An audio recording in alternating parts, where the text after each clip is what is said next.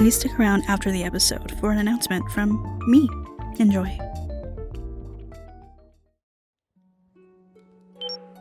Hello again, everyone. It's been a minute since you've seen me, I know. Sorry about that. Things have been very wild lately, but I think, knock on wood, that things should start getting back to some sense of normal soon. I actually have a few things to look forward to now. Shocking, I know. I am not here for your regular one-card reading that you are used to. Sam pointed out that several of you had been asking where I got my deck from. This particular deck you can't find anywhere else right now. I made this one myself. When I told Sam I had no plans on mass producing it, she thought it would only be fair to at least show you the full deck and tell you the history behind it. I think I'm ready to tell this story now. I'm only going to focus on the major arcana, at least for now, because that's where most of this story is. I may change my mind later and go through all 78 cards, but my brain can't comprehend doing that many videos right now, so I'm only committing to the 22. Even that amount sounds exhausting.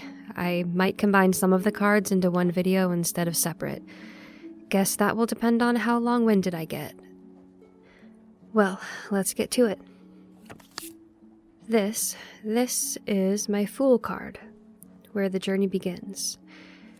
Since this is my personal deck, I created it as my personal journey, so of course I've depicted myself as the Fool.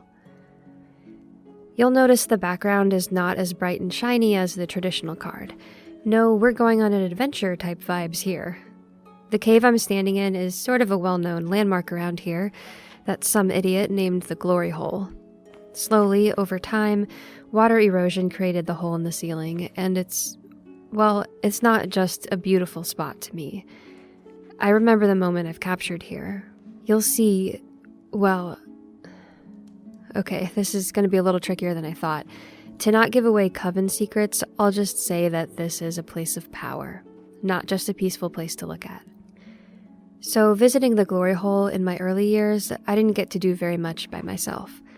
My mother would take me when I was little, and once I was old enough to know the significance to our coven, she didn't trust me to go alone. Until finally, I stopped waiting around for her trust. I had just turned 14 when I made the trek out there by myself for the first time. And for those of you locals hearing this and thinking, how the hell did a 14-year-old get that far by themselves? The Glory Hole is literally in the middle of the Boston Mountains, not really near any town. There's like a parking spot off the highway near the trailhead, but that's it. And the mile trek down there is rocky and jagged, not to mention that I started my trek at dusk. So yeah, it sounds ridiculous, but I did it. I did it for myself. I wasn't really thinking about any dangers. I was just thinking I need to see the moon rise through the hole in the ceiling, to feel that pale ray on my face as I stood in the middle of the woods. And that was the night that I told myself I didn't need anyone's help anymore. Sure, Mom and my aunt tried, and sometimes I listened to what they had to say. But like most teenagers, they think their parents don't understand or have the answers, and I wanted to find the answers myself. This was the start of that. So yeah, that's what inspired the artwork for my Fool. All these years later, as I use this deck, I haven't really thought much about her. But doing this, sitting and looking at her, I still believe in her. Well, that's it until I decide to pull the next card. Bye. Okay, now you have to tell me the rest. What? Come on, I know you omitted some juicy stuff from the video because it's going on your socials. I want the full story. Did you already stock the new arrivals, dusted off the crystals on the shelves, and fed Fern. Now spill it. I didn't just want to feel the moon through the hole. You know there's a nexus of power there. Yeah, and that we shouldn't mess with it because the power is too wild and we don't know what would happen. I was tempted to break that rule before all the buried mother stuff. Since we've lived through one entity in the woods, I didn't want to tempt another. Yeah, well, 14-year-old me didn't give a shit. I'd watched Mom and Maureen siphon off slivers of power from it before. I figured I watched them enough to know how to do it safely. And? And things were going according to plan until I slipped. You slipped and fell down the hole? I fell into the hole. Down was not the direction I went. I don't understand. When I invoked the Nexus with the incantation, it ceased being a regular hole pulled by Earth's gravity. It became a well, and that well does whatever the hell it wants. For me, that night, it flung me up like a geyser. And I mean up. I was over the canopy of the forest. God, I remember screaming and flailing for anything to grab onto so I didn't die. That was the first time I honestly thought I was going to die. I remember thinking, God, I hate proving Mom right. What saved you? Sasha, the matriarch of the Ozark Howler Pack. She must have heard me screaming. She either jumped super high or just teleported to me as I was falling. So that's Sasha depicted on the card with you? Wait, the Howlers teleport? Roz hasn't told you any of that? We haven't talked about them much other than... When I used them against the Coven. Yeah. She told me they were just one of several of Arkansas's cryptids that are real.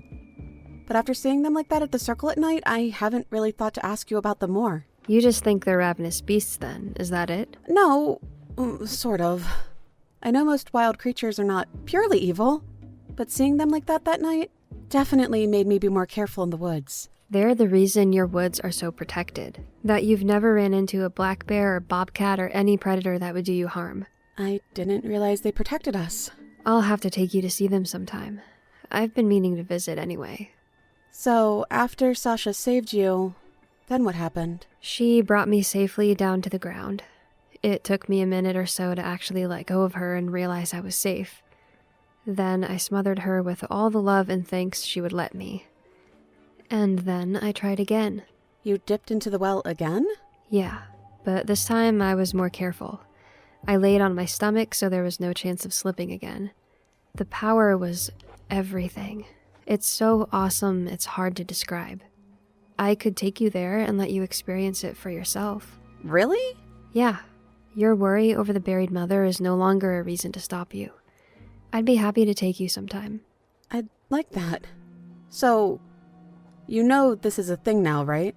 A thing? Yeah, you go tell the audience what truth they can hear about your deck, and then you have to come and tell me the rest. Should have known as much. You really sure you want to talk down memory lane with me? Absolutely.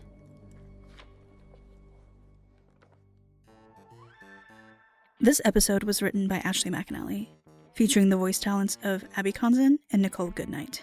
This bonus episode is coming way earlier than we originally planned to make up for the delay in the release of the Deck of the Eternals episodes last month. It is not just a mini-series, but the companion to a project we have wanted to kick off for a long time, but just wasn't sure how. We finally have a path forward. In the fall, we will be launching a Kickstarter for helping us produce Jade's personal tarot deck. Some more information to come on that later in the year. For now, we hope you enjoy diving into the history behind Jade's deck and seeing more from her past. Thank you for your continued support.